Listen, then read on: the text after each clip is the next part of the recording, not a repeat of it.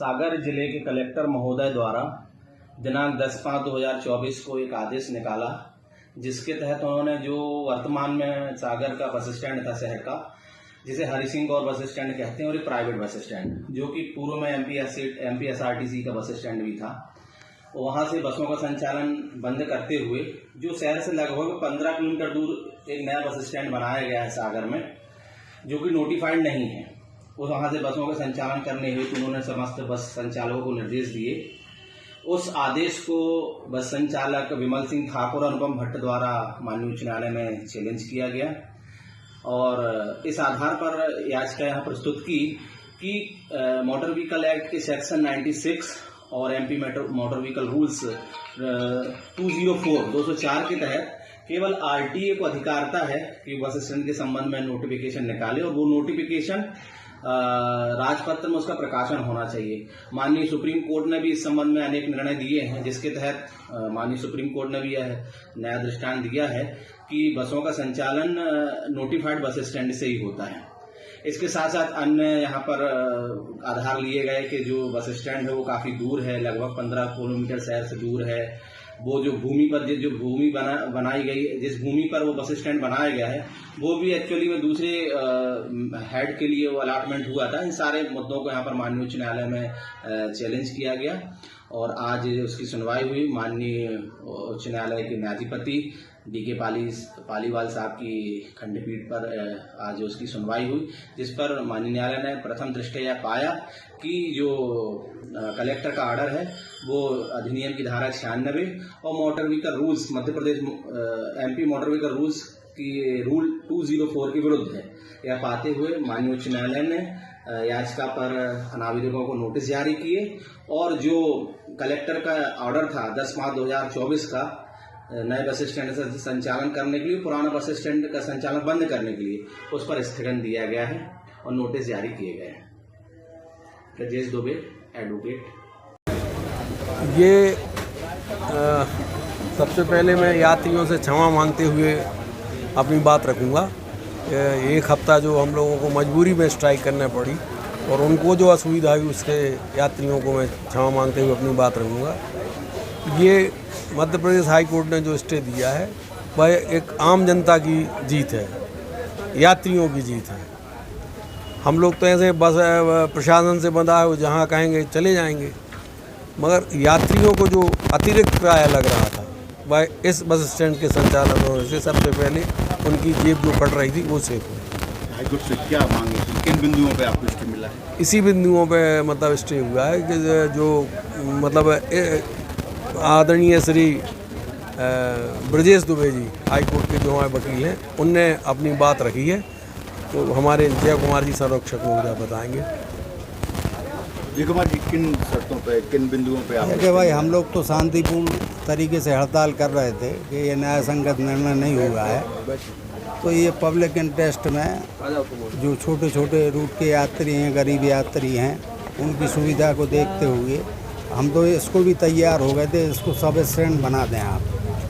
छोटे रूट की जो गाड़ियां हैं वो आपने प्रशासन से मांग भी की थी, छोटे रूट की गाड़ियां हैं कम से कम उनको यहाँ से कर दें, तो ज़िले के जो यात्री हैं उनको 50 रुपये जाने का किराया लगता है, गंतव्य स्थान पे ऑटो में उनको 100-150 लग रहा है। मेडिकल कॉलेज पास है, तिली अस्पताल पास है, वो साले बेचारे वहाँ से पहुँच जाते। कचहरी के यहाँ घाटी के ऊपर उतरते थे, कचहरी पे अपना नया रखना चले जाते थे। अब सरकार अगर इस पे अपील पे जाएगी आपके है क्या इसके लिए आपकी क्या तैयारी? यानी इसके लिए पिछले 4 दिन पहले दो बस ऑपरेटरों ने अपील फाइल की थी। ये बस एसोसिएशन की तरफ से अपील नहीं थी। हम लोग तो शांति तरीके से प्रशासन से लड़ रहे थे। पूर्व 4 दिन पहले पिटीशन फाइल हुई थी, आज वो नंबर पे आ गई। एडवोकेट ब्रजेश दुबे थे। वो मेन उसमें एक मुद्दा क्या था कि बस स्टैंड विस्थापित करके नए बस स्टैंड स्थापित करने के लिए नियम है कि जो आरटीओ होता है, रीजनल ट्रांसपोर्ट अथॉरिटी, उसको अधिकार है सिर्फ, जिला प्रशासन को नहीं है। आरटीओ रीजनल ट्रांसपोर्ट अथॉरिटी होता है, उसको ये अधिकार होता है कि कोई भी बस स्टैंड विस्थापित करना है तो वो राजपत्र में प्रकाशन करेगा, पहले राजपत्र में आएगा। है 30 दिन का आपत्ति का समय देता है वो। और उसके बाद रीजनल ट्रांसपोर्ट अथॉरिटी को कि सुन के वो आदेश पारित करता है कि इस दिनांक से ये बस स्टैंड स्थापित यहाँ से विस्थापित करके वहाँ से संचालित किया जाएगा। तो वो सारे नियमों का कोई पालन नहीं किया गया। तुगलकी फरमान था क्या ये कलेक्टर का आदेश था, जबकि कलेक्टर को नहीं है आदेश। ये जो पावर है ना, ये आरटीओ को पावर है, रीजनल ट्रांसपोर्ट अथॉरिटी को पावर है, अपने यहाँ नहीं पूरे हिंदुस्तान में। मेरा ये कहना है कि अगर राज्य सर यहाँ जिला प्रशासन अगर जाता है इसके जो भी पिटीशन पे जाएगा इसके तो खिलाफ, नहीं तो लड़ेंगे, आपकी क्या तैयारी? लड़ेंगे, हम लड़ेंगे, बिल्कुल लड़ेंगे, आखिरी दम तक लड़ेंगे भाई। वो तो जनता की लड़ाई है, वो न्यायपालिका ने न्याय दिया है तो उसके लिए लड़ेंगे। जब इस बात की जानकारी आपको थी तो फिर आपस में समझौता किन शर्तों पर हो गया? नहीं, हम लोगों को नहीं है क्या, हम लोगों को इस चीज़ की कोई जानकारी नहीं थी, नियमों की जानकारी नहीं थी, इस नहीं कि इसका पालन किया गया कि नहीं किया गया। हाँ, कोई नियमों की जानकारी नहीं थी। शासन ने नियमों का पालन किया है कि नहीं किया है।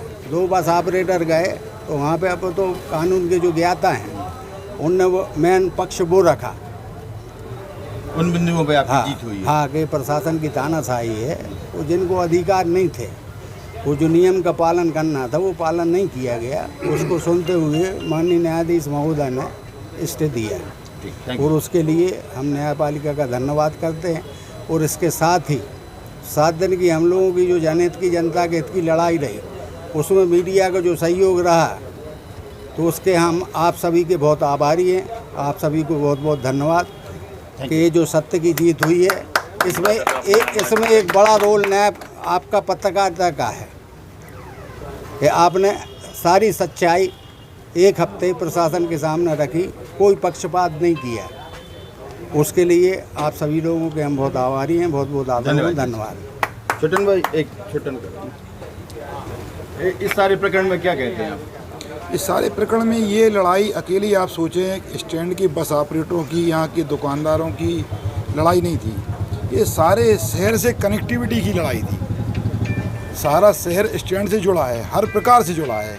जो आदमी या कुछ ये सोचते हैं कि स्टैंड से सिर्फ बस को में सवारियों को ले जाना और ले आना अकेला हम लोगों का कर्तव्य ये नहीं है। आपको पहले भी बताया कि कई हमारी नागपुर बस जा रही, कई आदमियों की दवाइयाँ ख़त्म हो गई, नागपुर इलाज कंटिन्यू करा रहे हैं कि भैया हमारी दवाई ख़त्म हो गई है, आप दवाई हमने वहाँ से व्हाट्सअप मंगाया, व्हाट्सअप कर दिया, यहाँ दवा आ गई। हज़ारों बच्चे अपने देहात के शहर के इंदौर में पढ़ रहे हैं।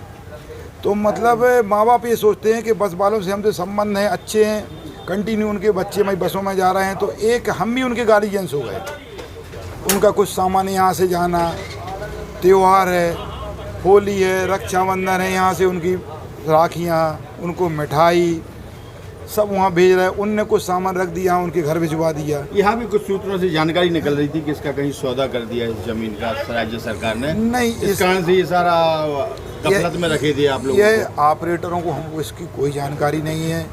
हमको तो अचानक 11 तारीख को पिछले माह मिला था कि 13 से आपको संचालन करना है, यह आदेश पास हुआ।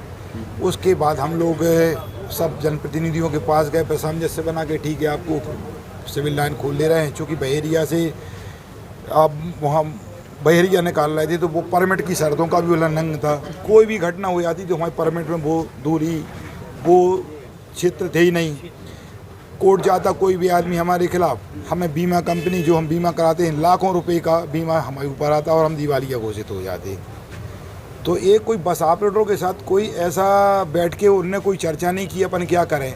और थोड़ा सा अगर जाम के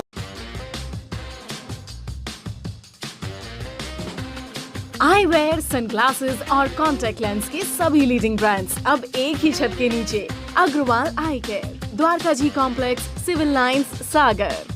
शहर से बाहर जाने के लिए 1 वे टैक्सी चाहिए या लोकल सिटी के लिए कैब या फिर एयरपोर्ट पिकअप ड्रॉप की हो जरूरत? चुनिए अपने पसंद की कैब और पाइए बेस्ट ऑफर्स के साथ मोस्ट कंफर्टेबल राइड सिर्फ और सिर्फ 77 कैब्स ऐप पर। आज ही गूगल प्ले स्टोर से 77 कैब्स की ऐप डाउनलोड करें या विजिट करें www.77cabs.com और बुक करें अपनी राइड।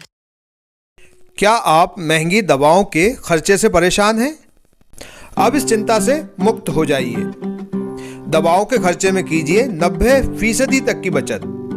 दवा इंडिया जेनेरिक फार्मेसी के साथ उच्च गुणवत्ता और कम कीमत दोनों एक साथ। 1500 से अधिक दवाइयां उपलब्ध, सभी उत्पाद FDA द्वारा प्रमाणित। हमारा पता है Dawa India generic pharmacy, Sugandha complex, Parkota सागर।